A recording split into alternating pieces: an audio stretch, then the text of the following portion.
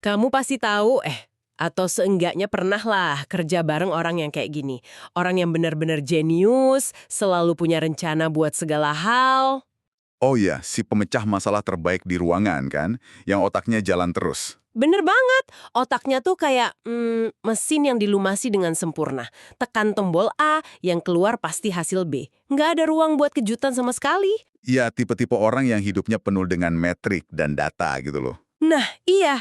Tapi, coba bayangin gimana jadinya kalau suatu hari, satu sekrup kecil aja lepas dari mesin itu.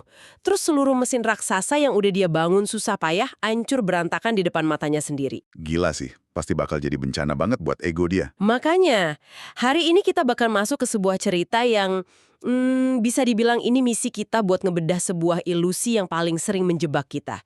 Ilusi kendali. Dan kita nggak akan ngebahas ini pakai teori yang kaku atau membosankan.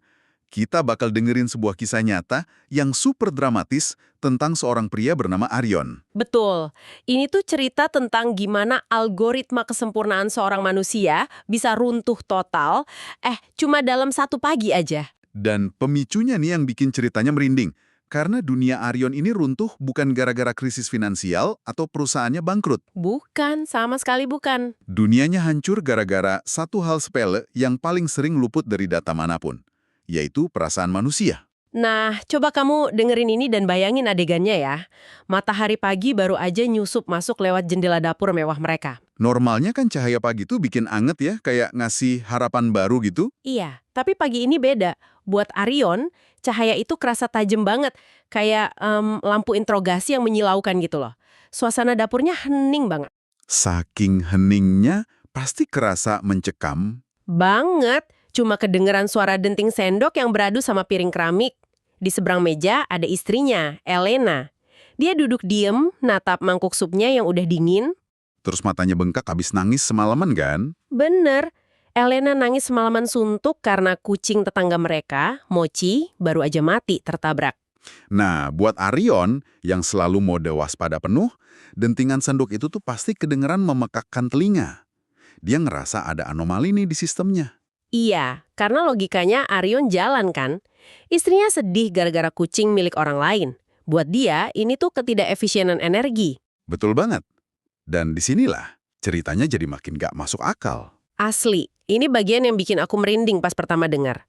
Kalau kamu atau aku ngelihat pasangan nangis, insting pertama pasti nyamperin kan? Meluk dia atau seenggaknya pegang tangannya. Pastilah itu respons manusiawi yang paling dasar. Cukup hadir aja buat dia. Tapi Arion beda. Kamu nggak bakal percaya apa yang dia lakuin. Dia nggak meluk Elena sama sekali. Hah? Terus dia ngapain? Dia malah ngambil tabletnya, terus ditaruh dengan pelan di atas meja makan. Layarnya nyala. Dan tebak apa isinya? Sebuah slide presentasi. Astaga, jangan bilang dia. Iya, presentasi kilat yang baru aja dia bikin 15 menit sebelum sarapan. Gila, bentar-bentar. Kita harus narik napas dulu ngelihat kelakuan dia ini. Kenapa orang yang secara logika pinter banget bisa ngelakuin hal yang sebodoh ini secara emosional? Gimana itu? Coba kasih tahu alasannya. Jadi gini, bayangin pas Arion ngelihat istrinya nangis, di dalam otaknya tuh kayak ada alarm kebakaran yang nyala semua. Dia ikutan ngerasain sakit, tapi dia benci banget sama rasa sakit yang nggak bisa dia kontrol ini. Oh, paham. Jadi dia ngerasa cemas banget karena nggak pegang kendali. Bener, makanya dia ubah situasi emosional istrinya jadi, masalah teknis. Presentasi itu sebenarnya bukan buat Elena, tapi buat nenangin kepanikan Arion sendiri. Wow, jadi dia secara nggak sadar lagi nyelamatin dirinya sendiri dong. Masuk akal sih. Soalnya di slide pertama, dia nulis judul yang bikin tepok jidat. Judulnya apa emang? Judulnya, Strategi Pemulihan Mood dan Optimasi Kebahagiaan Harian. Ya ampun, itu kaku banget, kayak judul proposal proyek. Emang. Terus dia natap Elena pakai suara yang lembut, tapi lembutnya tuh kayak udah dikalibrasi gitu loh. Dia bilang, aku udah menganalisis situasimu semalam, lengkap dengan data tentang distres yang kamu alami. Seriusan dia ngomong gitu ke orang yang lagi berduka? Serius, dia nyodorin diagram lingkaran sama grafik batang ke istrinya. Ini bener-bener pertahanan diri yang kebangetan. Arion lagi ngejelasin kesedihan istrinya seolah-olah dia itu konsultan manajemen. Dia nganggap tangisan Elena cuma sekedar, kortisol berlebih yang harus diatasi. Jadi solusinya apa menurut otaknya Arion? Alihkan aja dopaminnya. Dia nyoba ngehack biologinya Elena, kayak dia anggap Elena itu AC ruangan. Kalau kerasa dingin, ya tinggal putar suhu termostatnya aja. Oh, analogi termostat ya. Tinggal diputar langsung berubah. Iya, tapi kan emosi manusia itu sistem cuaca, bukan termostat. Kamu nggak bisa mencet tombol buat matiin badai hujan. Kamu cuma bisa nyiapin payung dan nunggu badainya reda. Bener banget. Tapi Arion dengan bangga malah jabarin rencana aksinya. Poin pertama, dia batalkan rapat siang. Poin kedua, jam 10 pagi mereka harus ke Botanical Garden.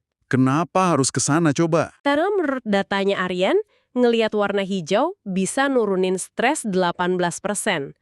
Terus, poin ketiga, dia pesenin kue favorit Elena.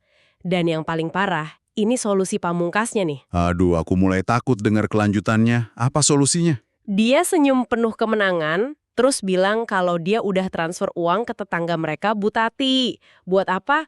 Buat beli kucing ras yang sama persis kayak Mochi, plus bayarin biaya konseling hewannya. Ya Tuhan, dia ngerasa variabel pengganggunya udah dihilangkan gitu. Iya, masalah selesai menurut dia. Tapi kamu pasti udah bisa nebak reaksi Elena dong. Pasti badainya nggak berhenti, malah makin kencang. Tepat, wajah Elena langsung pucat. Tapi bukan karena terharu, itu pucat karena kecewa yang dalam banget. Dia pelan-pelan dorong tablet itu menjauh. Suasananya pasti langsung tegang banget itu. Parah, suara Elena tuh sampai bergetar tajam. Dia natap matanya Arion terus teriak, "Kamu pikir ini soal kucing? Kamu pikir ini cuma soal kortizol?" Nah kan, Elena akhirnya meledak. Karena dia sadar, dia nggak dilihat sebagai manusia sama suaminya, tapi dilihat sebagai masalah yang harus segera diperbaiki. Iya, sedih banget kan. Elena langsung berdiri, kursinya sampai berderit kasar di lantai marmer. Dia teriak kalau dia nggak butuh taman, nggak butuh kue, dan pastinya nggak butuh kucing baru. Terus Arion diam aja. Arion nyoba nyelap pakai argumen logisnya lagi dong, tapi Elena makin nangis deras. Terus dia ngelempar kalimat yang bener-bener ngancurin Arion. Dia bilang apa? Elena bilang, "Cara terbaikmu itu malah bikin aku ngerasa sendirian, Mas. Kamu ada di sini, tapi jiwamu jauh. Kamu perlakukan aku kayak mesin rusak yang butuh diperbaiki, bukan sebagai istri." Ouch, itu pasti nusuk banget. Banget. Terus Elena balik badan, masuk kamar, dan ngebanting pintunya sekuat tenaga. Bram. Suara bantingan pintu itu tuh kayak suara runtuhnya ilusi kendalinya Arion. Di titik itu, otaknya Arion pasti ngalamin korsleting parah. Asli korsleting. Arion langsung terduduk kaku, tangannya masih ngambang di udara. Di dalam kepalanya tuh kayak ada tulisan gagal yang berkedip-kedip warna merah. Karena prediksi sempurnanya ternyata salah total. Betul. Dia natap tangannya sendiri. Tangan yang biasanya gampang nyusun strategi miliaran rupiah, yang bisa naklukin dewan direksi, tapi tangan itu bahkan nggak bisa nyentuh hati istrinya sendiri. Dia ngerasain glitch di sistem operasinya. Iya, kayak ada dengungan statis di dadanya. Dia lumpuh total secara logika. Karena fondasi hidupnya retak. Orang kayak Arion kan ngebangun harga dirinya dari kemampuannya ngontrol masalah. Begitu kemampuan itu terbukti nggak guna di depan istrinya, egonya terancam hancur. Dan tebak apa yang dia lakuin setelah itu? Pelarian yang paling gampang ketebak. Dia pergi ke kantor. 100 buat kamu. Karena rumahnya udah nggak masuk akal lagi, dia lari ke benteng pertahanannya. Kantor, tempat di mana dia ngerasa jadi Tuhan kecil. Di mana input A pasti selalu jadi output B. Lingkungan yang sepenuhnya bisa dia kontrol. Di kantor kan ada hierarki, ada aturan, ada data. Emosi nggak penting di sana. Tapi hari ini tuh beda. Begitu Arion masuk ke ruang kerjanya yang elegan itu, suasananya kerasa mencekik banget. Terus di layar komputernya ada satu email yang nunggu. Email dari siapa nih? Bikin masalah baru. Email dari rekannya Reza, subjeknya provokatif banget. Revisi proyek dan catatan kritis. Isinya bener-bener sarkastik, nyari-nyari kesalahan Arion pas rapat kemarin, dan ngehina kinerja timnya. Waduh. Dalam keadaan normal, ini tuh arena bermainnya Arion. Si Reza ini kan cuma variabel kecil yang biasanya gampang dia hancurin pakai argumen elegan. Nah, itu dia. Otaknya Arion udah otomatis kerja. Biasanya dalam 3 menit dia udah ngerangkai balasan sadis pakai data kuartal ketiga buat ngehajar ego Reza. Itu jurus andalannya. Tapi kali ini beda kan? Beda banget. Rencananya udah tersusun sempurna di kepalanya. Tangannya udah siap di atas keyboard. Tapi, tiba-tiba kursor di layarnya cuma diem, berkedip, bling, bling, bling. Jari-jarinya nggak mau gerak. Iya, sama sekali nggak gerak. Ini gila sih. Dari sisi kognitif, Arion lagi ngalamin kelelahan mental yang masif banget. Topeng si pengendali yang selalu dia pakai itu nyedot energi gede. Begitu pilar Elena runtuh di rumah, pilar di kantor ini udah nggak sanggup lagi nopang topengnya. Terus pertanyaan-pertanyaan mulai nyerang kepalanya. Di tengah ruangan ber-AC yang dingin itu, ada suara kecil yang berbisik. Apa gunanya ini semua? Apa gunanya ngalahin Reza kalau di rumah dia kalah telak gitu kan? Iya, apa gunanya jadi orang paling pinter di kantor kalau dia bahkan nggak bisa bikin istrinya berhenti menangis? Arion akhirnya nablak tembok batas logikanya. Dia capek harus selalu benar.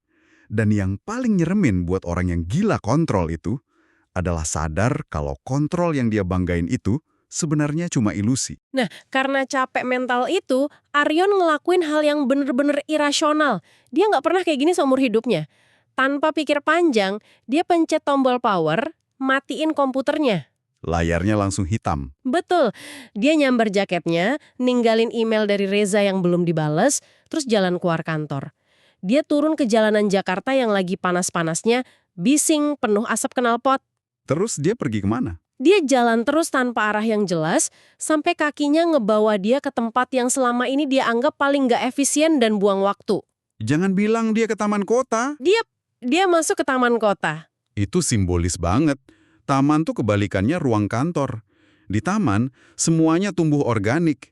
Nggak ada KPI buat burung yang lagi terbang, nggak ada metrik buat pohon. Dia butuh ngeliat kekacauan alam yang nggak nuntut dia buat ngontrol apa-apa. Dan beneran loh, dia dapat pertunjukan langsung di sana. Pas dia duduk di bangku kayu yang catnya udah ngelupas, dia ngeliat anak-anak kecil lagi lari-larian. Terus ada satu anak kesandung dan jatuh, lututnya berdarah. Pasti anaknya langsung nangis meraung-raung kan? Iya, kenceng banget. Dan tahu nggak, insting analitis Aryon langsung nyala lagi. Dia merhatiin ibu si anak lari ngedekat.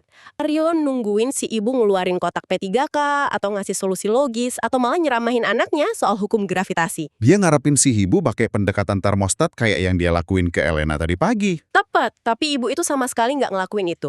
Ibu itu cuma duduk di tanah, meluk anaknya erat-erat, ngusap punggungnya, dan berbisik nenangin. Nggak ada plester atau obat merah? Nggak ada. Cuma kehadiran yang utuh, dan yang bikin logika Aryon meledak adalah tangisan anak itu pelan-pelan mereda. Lukanya masih berdarah loh, tapi anak itu kerasa aman. Nah, ini dia. Arion gagal paham soal regulasi sistem saraf. Kalau sistem saraf lagi kacau, kena badai emosi, bagian otak depan yang mikir logis tuh mati sementara. Jadi ngasih solusi logis itu percuma banget. Oh, jadi mereka butuh apa? Mereka cuma butuh minjam sistem saraf orang lain yang lagi stabil dan tenang buat nyender, sampai badainya reda. Ibu itu lagi jadi regulator eksternalnya si anak.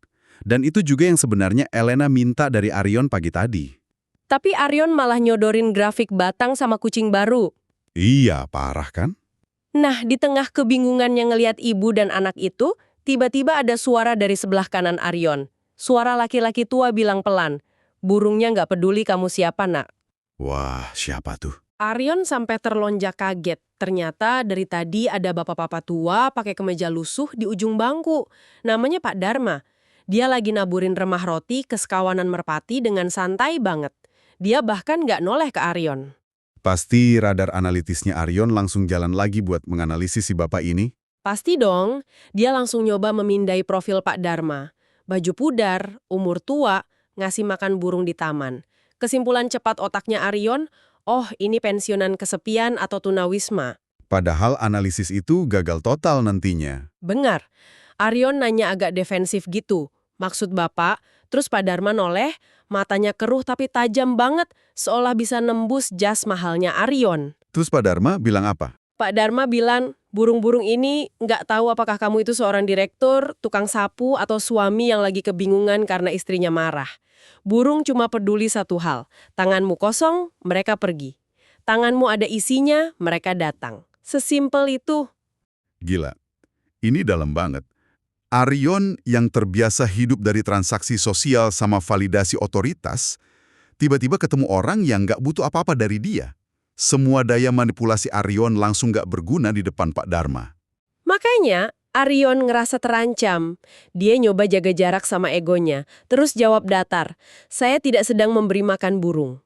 Terus reaksi Pak Dharma gimana? Dia malah ketawa hangat. Pak Dharma natap mata Arion terus bilang, "Badanmu mungkin tidak memberi makan, nak, tapi pikiranmu lapar sekali." Merinding dengarnya. Jantung Arion langsung berdesir kencang. Pak Dharma lantut ngomong, "Pikiranmu kelaparan akan sesuatu yang nggak bisa kau beli di supermarket, nggak bisa diatur sama jadwal ketat, dan nggak bisa diselesaikan pakai presentasi." Wah, Pak Dharma tahu soal presentasinya. Itu dia. Arion langsung panik. Dalam hatinya dia mikir, gimana orang asing ini bisa tahu? Emang ekspresi mukanya segampang itu dibaca? Arion yang makin tegang akhirnya nanya, "Apa maksud Bapak?" Padahal Pak Dharma nggak cenayang. Dia cuma punya observasi yang gila banget. Dia bisa lihat bahasa tubuh orang perfeksionis yang lagi ancur. Dan di momen ini Pak Dharma ngeluarin analogi yang bener-bener ngehancurin sisa kewarasannya Arion. Tiba-tiba Pak Dharma nanya, "Kau memegang terlalu banyak tali ya? Tali? Maksudnya tali boneka gitu? Musuhmu, kau tarik ke kiri ke kanan, kau atur semuanya supaya mereka menari sesuai musikmu." Wah, Arion pasti langsung kaku dengar itu. Menjadi dalang kan kebanggaan terbesarnya Arion selama ini. Betul, Arion langsung membeku. Tapi Pak Dharma dengan tenang mengeksekusi pukulan terakhirnya. Pakai suara pelan yang nyaris ke bawah angin dia bilang, "Tapi kau lupa satu hal, nak. Dalang yang paling hebat sekalipun kadang lupa kalau dia juga terikat oleh tali." Tali yang dipegang sama sesuatu yang lebih besar dari dia. Iya, Pak Dharma lanjut dan talinya dipegang oleh sutradara yang gak akan pernah bisa kau prediksi langkahnya. Hancur udah egonya Arion. Ngebayangin kalau semua kontrolnya itu nggak ada artinya. Kepanikan Arion benar-benar pecah, dia lompat berdiri. Pertahanannya runtuh total. Dia ketakutan dan mendesis, siapa Bapak sebenarnya? Pak Dharma pasti cuma senyum doang. Iya, Pak Dharma senyum damai banget, terus bilang kalau dia cuma penonton yang seneng lihat boneka belajar menari sendiri tanpa ditarik-tarik. Belajar menari sendiri, itu intisari dari melepaskan kendali. Nerima kalau sistem, entah itu istri, teman kerja, atau alam semesta, bisa nyimbangin dirinya sendiri tanpa campur tangan kita. Tapi buat Arion, ini ngeri banget. Makanya dia nggak tahan lagi. Kata-kata itu terus terngiang di kepalanya, dia keinget lagi wajah istrinya yang nangis. Tanpa ngomong apa-apa lagi, Arion balik badan dan lari ninggalin taman itu. Kayak dikejar hantu beneran. Dan lari kemana lagi dia? Pasti balik ke kantor. Bener, coba kita balik ke ruang kerjanya yang sunyi tadi. Arion udah duduk lagi di kursi kebesarannya. Layar laptopnya masih mati. Masih hitam. Cuma mantulin bayangan wajah Arion yang kelihatan lelah banget. Matanya yang biasa penuh perhitungan sekarang isinya cuma keraguan. Di kepalanya suara Pak Dharma masih terus menggema. "Kau lelah menjadi Tuhan bagi orang-orang di sekitarmu ya?" Ini nih titik penentuannya. Apakah dia bakal narik tali itu lagi? Atau dia berani ngelepasin semuanya? Dan dia milih opsi kedua. Arion narik napas panjang banget. Dan untuk pertama kalinya hari ini, dia nggak nyoba ngontrol napasnya. Dia biarin napasnya keluar gitu aja. Dia ngelirik laptopnya. Email Reza gimana? Strategi balasan sadis itu masih ada di kepalanya. Tapi jarinya nggak gerak ke keyboard. Pakai gerakan lambat banget, Arion malah nutup layar laptop itu sampai bunyi klik. Dia nggak balas emailnya. Enggak. Dia mutusin buat biarin aja Reza menang kecil hari ini. Dia pengen lihat apa jadinya kalau dia berhenti narik tali-tali itu. Wow, dia kayak lagi bikin eksperimen baru buat hidupnya.